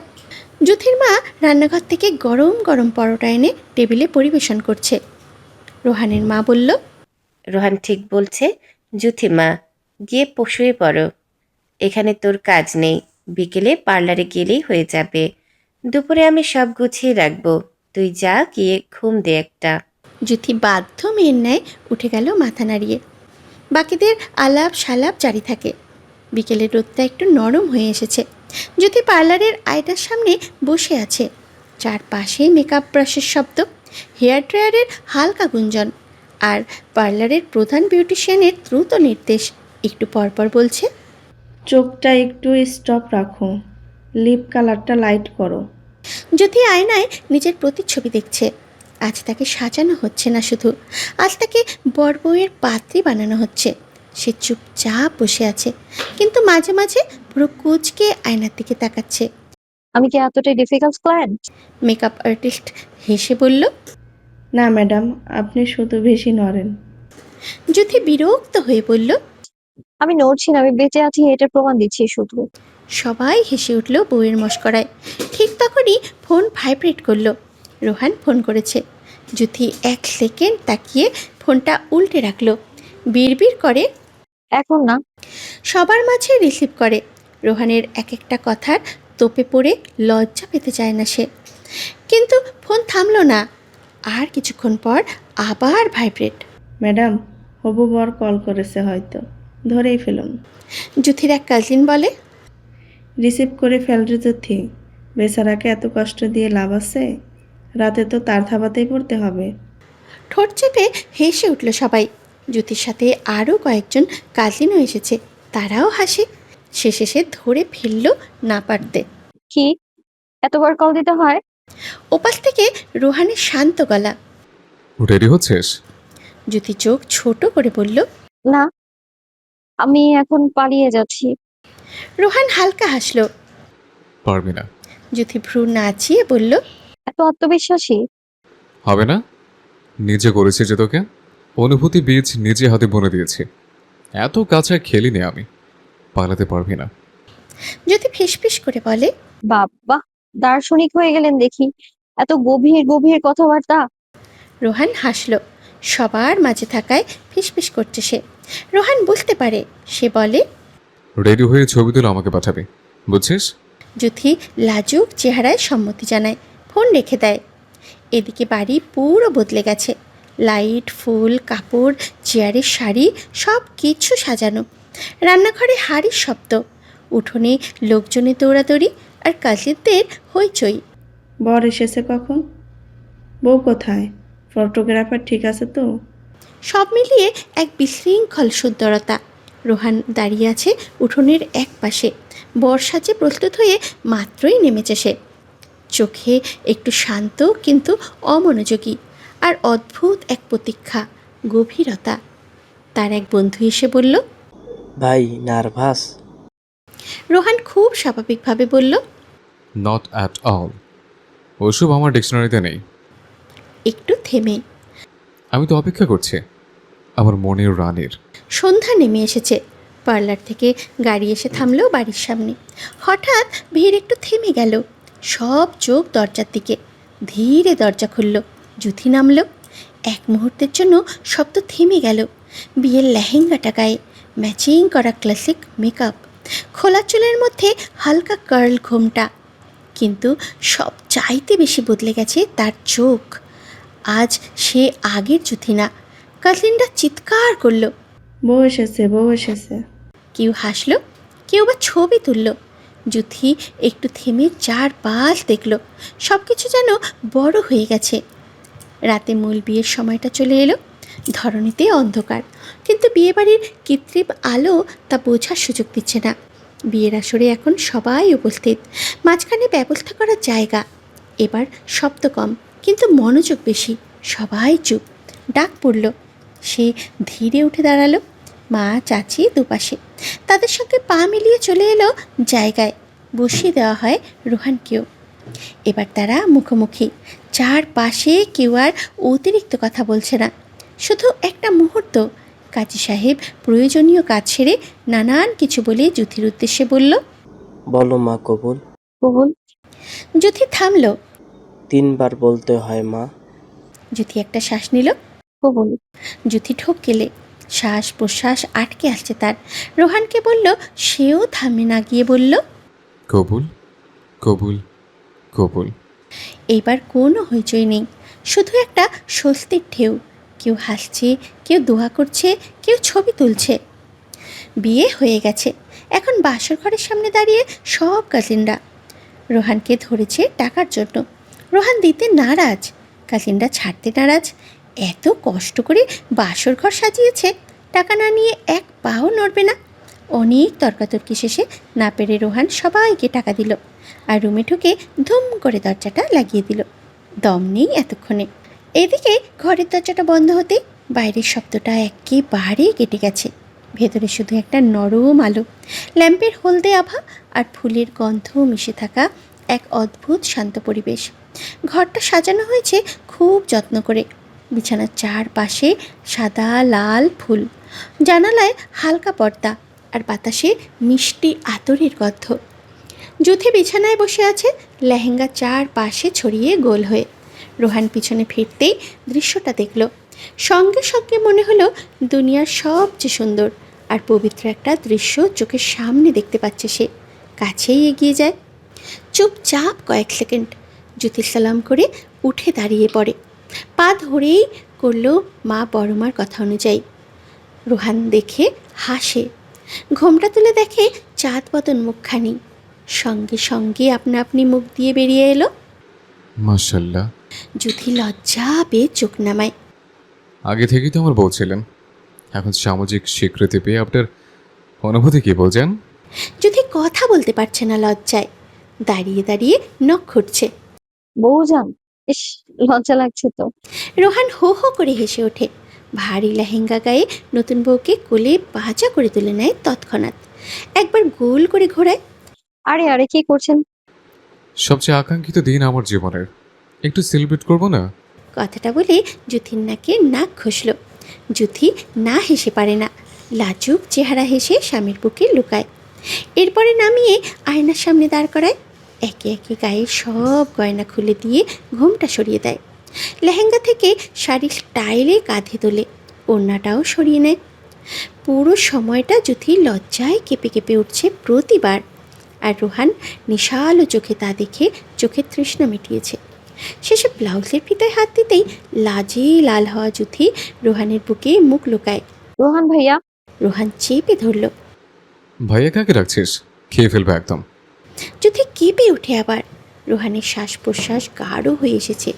বুকে কাঁপতে থাকা শরীর নিয়ে জুথি পরে থাকায় নারী অবয়বের তার গায়ে ছুঁড়ে যাওয়া টের পাচ্ছে।